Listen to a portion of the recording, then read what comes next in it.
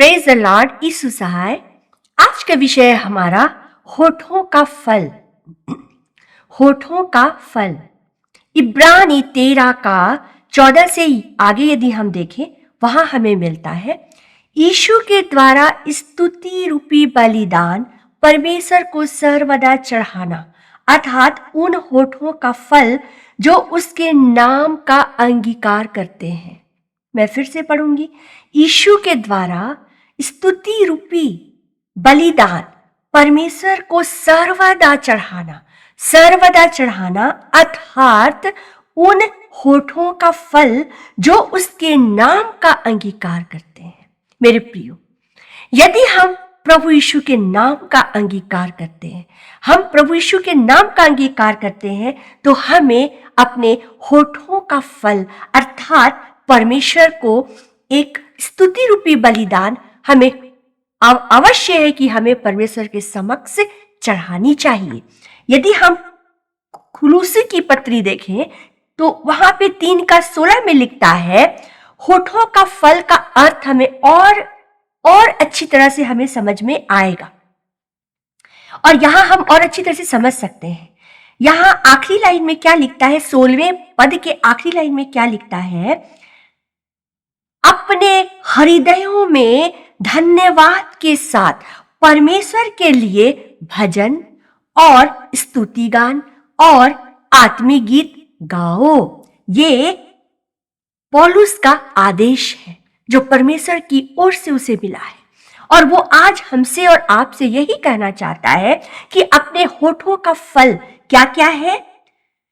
अपने हृदय में धन्यवाद के साथ परमेश्वर के लिए होठों का फल भजन और होठों का फल स्तुति गान और होठों का फल आत्मिक गीत गाओ। ये होठों के फल जिससे हम होठों के द्वारा परमेश्वर को चढ़ाते हैं। जब भजन गाते हैं अपने होठों का इस्तेमाल करते हैं, स्तुति गान गाते हैं अपने होठों का इस्तेमाल करते हैं, और हम जब आत्मिक गीत गाते हैं तो भी हम अपने होठों का इस्तेमाल करते हैं। तो आगे हम लोग देखेंगे कि इब्रानी में हमने पाया कि सर्वदा चढ़ाया करो। इब्रानी में 13वें जो अध्याय था उसके 14वें पद के आगे जो हम लोगों ने पढ़ा, वहां हम लोगों ने पाया इब्रानी में कि सर्वदा चढ़ाया करो। वहां लिखता है कि सर्वदा चढ़ाया करो, सर्वदा अपने होठों के फल को चढ़ाया करो। और कुलुस्सियों में जब हम पढ़ते हैं तो वहां हमें 3 बातों का जिक्र मिलता है। वहां हम 3 बातों के जिक्र को पाते हैं और हमने पढ़ा भजन, स्तुति गान और आत्मिक गान। हम लोग इन तीनों को हम लोग अलग अलग थोड़ा देखेंगे। भजन परमेश्वर की स्तुति, प्रशंसा या धन्यवाद के गीतों को हम अपने होठों से जब हम करते हैं तो हम इसे ऐसे समझ सकते हैं कि जब हम अपने होठों से करते हैं तो धन्यवाद, तो ऐसे भजन जो वचन के परमेश्वर को महिमान्वित करते हैं। तो इस तरह से जब हम परमेश्वर की स्तुति, प्रशंसा या धन्यवाद के गीतों को जब हम भजन के रूप में जब हम अपने होठों से जब हम उच्चारण करते हैं, जब हम गाते हैं या फिर उच्चारण करते हैं, तो इसका मतलब है कि हम ऐसे भजन गाकर जो वचन के परमेश्वर है उसको हम महिमान्वित करते हैं। वचनों के आधार पर भजन गाकर, वचनों के आधार पर जिस तरह दाऊद अपने भजन को गाता था, बजाता था, बीना बजाकर, नाचकर वो गाता था, उसी तरह आज परमेश्वर चाहता है कि हम अपने होठों से भजनों को गाएं। जो वचन है उसे हम गाएं, वचन को बोलें, वचन का उच्चारण हम करते पाए जाएं। अपनी वचनों के आधार पर भजन को गाकर अपनी भावनाओं को वचन में जब हम डुबोकर, अपनी भावनाओं को जब हम वचन में डुबोकर गीतों के रूप में जब हम अर्पित करते हैं तो अपने होठों के फल का बलिदान हम परमेश्वर को चढ़ाते हैं। तो हमें परमेश्वर चाहता है कि हम किस तरह से अपने होठों के फल अर्थात भजन गाकर परमेश्वर को बलिदान चढ़ाएं, अपने होठों के फल को हम चढ़ाएं। भजन संहिता उसका 66 और उसका 1 से 3 में हमें मिलता है। वहां लिखता है, हे सारी पृथ्वी के लोगों, परमेश्वर का धन्यवाद करो। हे सारी पृथ्वी के लोगों, परमेश्वर का धन्यवाद करो, उसके नाम की महिमा का भजन गाओ, उसके नाम की महिमा का भजन गाओ, स्तुति करते हुए उसकी महिमा करो, उसके नाम की महिमा का भजन गाओ। भजन गाने के लिए हमें दाऊद कहता है भजन संहिता 66 का 1 से 3 में, और क्या कहो, आगे लिखता है, और कहो कि तेरे कार्य कितने भयानक हैं, तेरे सामर्थ की महानता के कारण शत्रु भी तेरे सामने झुक जाएंगे। मेरे प्रियो, जब हम भजन गाकर, जब हम भजन रूपी भेंट अपने होठों के द्वारा परमेश्वर को महिमान्वित करते हुए जब हम गानों को गाते हैं, जब हम भजन को हम गाते हैं, तो उससे क्या होता है कि परमेश्वर, यहां लिखता है कि उसके कार्य कितने भयानक हैं। ये भयानक शब्द क्यों लिखा है? क्योंकि हमारा ऑपोजिशन पार्टी, जो हमारा शत्रु है, उसके लिए परमेश्वर भयानक, उसके लिए परमेश्वर भयानक है। भयानक शब्दों का इस्तेमाल किया गया है। तो जब हम अपने होठों के द्वारा, होठों के फल को भजन रूपी गीत के द्वारा जब हम चढ़ाते हैं, तो हम अपने शत्रुओं से बचाए जाते हैं। परमेश्वर अपने शत्रुओं से हमें सुरक्षा देता है, हम बचाए जाते हैं, क्योंकि भजनकार भजन गीत, भजन गाकर, जो दाऊद था, जो भजनकार था, वो भजन गाकर शत्रुओं से परमेश्वर उसकी सुरक्षा देता था और उससे वो सुरक्षित होता था। तो भयानक शब्द यहां पर इसलिए लिखा गया है कि हमारी शत्रु के लिए परमेश्वर भयानक है, लेकिन हमारे लिए परमेश्वर कितना प्रिय है और प्रेमी है। तो इस तरह हम भजन गाकर अपने उन होठों के फल को हमें परमेश्वर की जय जयकार करनी है, परमेश्वर के समक्ष चढ़ाना है। और भजन संहिता उसका 96 का 1 में हमें मिलता है, यहोवा के लिए नया गीत गाओ, यहोवा के लिए नया गीत गाओ और उसके नाम को धन्य कहो, और उसके नाम को धन्य कहो, नया गीत गाओ। परमेश्वर चाहता है कि हम अपने उस परमेश्वर को नए नए गीतों के द्वारा हम उसके भजन को गाएं। हम हर दिन जब हम बाइबल पढ़ें, नए नए वचनों को पढ़कर, उसके भजनों को पढ़कर हम परमेश्वर को महिमान्वित करें, क्योंकि परमेश्वर इसके योग्य है। और जब हम नए नए गीतों को गाते, नए नए वचनों को पढ़ते हैं, हमारा हृदय भी पवित्रता में बढ़ता है और परमेश्वर को भी महिमा मिलती है। हम लोग दूसरा देखते हैं, स्तुति गान। स्तुति कैसे करनी चाहिए? स्तुति गान पौलुस कुलुसियों की पत्री कुलुसी 3 का 16 में कहता है, इसमें लिखता है, हम सभी मसीही भाइयों को आदेश देता है कि स्तुति गान गाओ। और वचन कहता है कि स्तुति गान गाकर हम परमेश्वर की विशेषता एवं उसके कार्यों का बखान करते हैं। यहां पर हमें 3 का 16 में हमें मिलता है कि मसीही भाइयों को वो आदेश दे रहा है कि स्तुति गान गाओ। हम लोगों ने अभी पढ़ा, स्तुति गान हमें परमेश्वर के लिए गानी चाहिए। हम लोगों ने अभी कुलुसी 3 का 16 में हम लोगों ने पढ़ा कि स्तुति गान गाओ, हमें स्तुति गान गानी है। और यहां हम पढ़ रहे हैं किस तरह से पौलुस कहता है कि हमें स्तुति गान गानी चाहिए। और जब हम स्तुति गान गाकर हम परमेश्वर की क्या करते हैं? उसकी विशेषता एवं उसके कार्यों का बखान करते हैं। स्तुति गान जब हम गाते हैं तो उसकी विशेषता, परमेश्वर की विशेषता क्या है, उसे हम बतलाते हैं, उसके हम उस कार्यों को हम बखान कर रहे होते हैं। जो परमेश्वर के नाम का अंगीकार करता है, जो परमेश्वर के नाम का अंगीकार करता है वही अपने होठों का फल अर्थात स्तुति गान परमेश्वर को अर्पित करता है। कई बार मैं लोगों के मुंह से इस बात को सुनती आई हूं कि बहुत सारे लोग स्तुति गान गाते हैं और प्रार्थना नहीं करते। कुछ लोग हैं जो प्रार्थना करते हैं लेकिन गीतों को नहीं गाते। आज परमेश्वर चाहता है कि हम स्तुति करें, क्योंकि स्तुति में परमेश्वर विराजमान होता है। वचन बताता है, दाऊद कहता है कि स्तुति जब हम करते हैं तो परमेश्वर विराजमान होता है। और जब परमेश्वर विराजमान होता है तो आप एक मिनट सोच कर देखिए कि यदि परमेश्वर आपके समक्ष विराजमान होता है तो आपके समक्ष परमेश्वर क्यों विराजता है? आपको और ज्यादा आशीष देने के लिए, आपके जीवन में उन बातों को जो आज कमी पाई जाती उससे आप वंचित हो, उससे आपको बचाने के लिए। यदि हम रोगी हैं तो उस रोग से हमें चंगा करने के लिए वो विराजमान होता है, अपनी महिमा पाने के लिए वो विराजमान होता है कि हम उसकी महिमा करें और परमेश्वर की उपस्थिति वहां आती है। तो स्तुति गान जब हम गाते हैं तो परमेश्वर वहां पर विराजता है।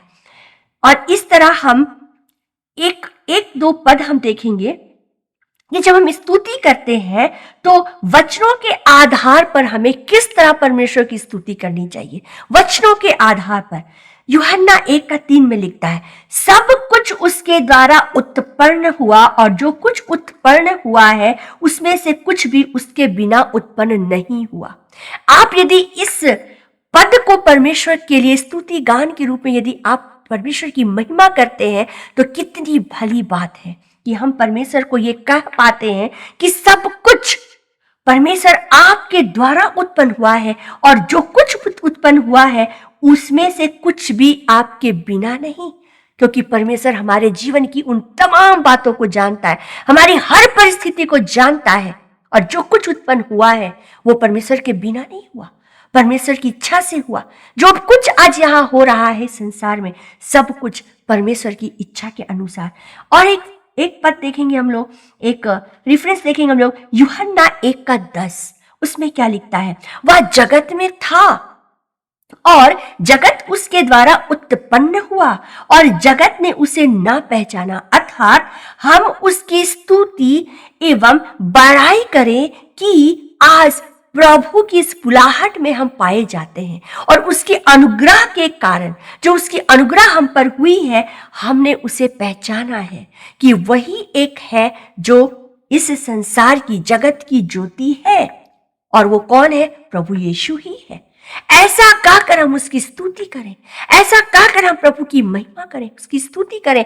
और अगर हम इन वचनों को जब हम इन वचनों को जब हम अपने मुख से जब हम बोलते हैं तो इससे क्या होता है कि परमेश्वर की उपस्थिति आती है और परमेश्वर विराजमान होता है, परमेश्वर की उपस्थिति आती है। और इस तरह हम अपने होठों से परमेश्वर की स्तुति गान गाते हैं।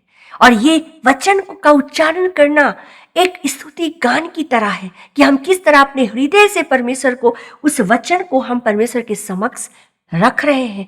हम इन वचनों को तभी बोल पा रहे हैं, हम इसे समझ रहे हैं परमेश्वर के अनुग्रह से, क्योंकि यहाँ हमने अभी देखा कि हम परमेश्वर से उत्पन्न हुए हैं और हमने इस बात को जाना है।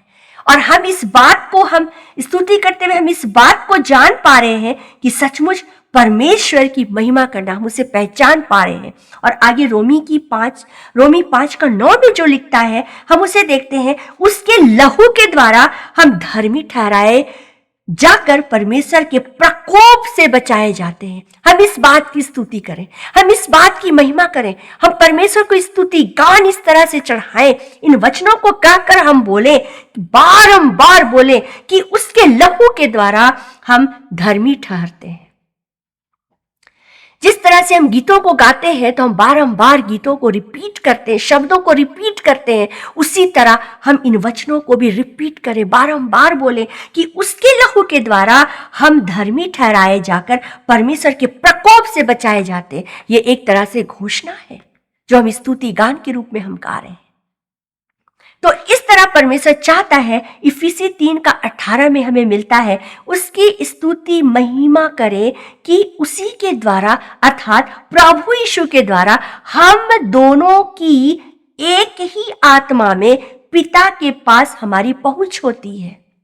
जब हम आत्मा और सच्चाई से उसके भजन गाते हैं, उसकी स्तुति गान को जब हम गाते हैं, तो हमारी पहुंच, जैसे मैंने बताया कि वो विराजमान होता है, वो खुद से विराजता है हमारे लिए, वो स्वर्ग छोड़कर वो विराजता है हमारे लिए, हमारी पहुंच उस तक होती है, हम उस तक पहुंचते, परमेश्वर तक हम पहुंचते हैं, ताकि हम परमेश्वर के सामने आमने सामने होकर हम परमेश्वर की महिमा करें, उसकी स्तुति करें, उसको अनुभव करें। क्योंकि वचन कहता है परमेश्वर की उपस्थिति में आनंद की भरपूरी, हम आनंद को प्राप्त करें। इस तरह हम परमेश्वर की स्तुति गान को हम गाकर हम अपने होठों के फल को हम चढ़ा सकते हैं। हम तीसरा देखेंगे आत्मिक गीत, और ये भी हम कुलुसी 3:16 में हमें मिलता है, और इसमें हमने देखा कि किस रीति से हम लोगों ने अभी पढ़ा कि अपने हृदय में धन्यवाद के साथ आत्मिक गीतों को हमें गाना है, आत्मिक गीतों को हमें परमेश्वर के लिए गाना है। इफिसी 5:19 में हमें मिलता है, अपने अपने मनों में प्रभु के लिए गाते तथा कीर्तन करते रहो, गाते और कीर्तन करते रहो, अपने अपने मनों में, अपने अपने हृदय में, अपने अपने मुख से, अपने अपने होठों से परमेश्वर को के लिए क्या करते रहो, गाते रहो और कीर्तन करते रहो।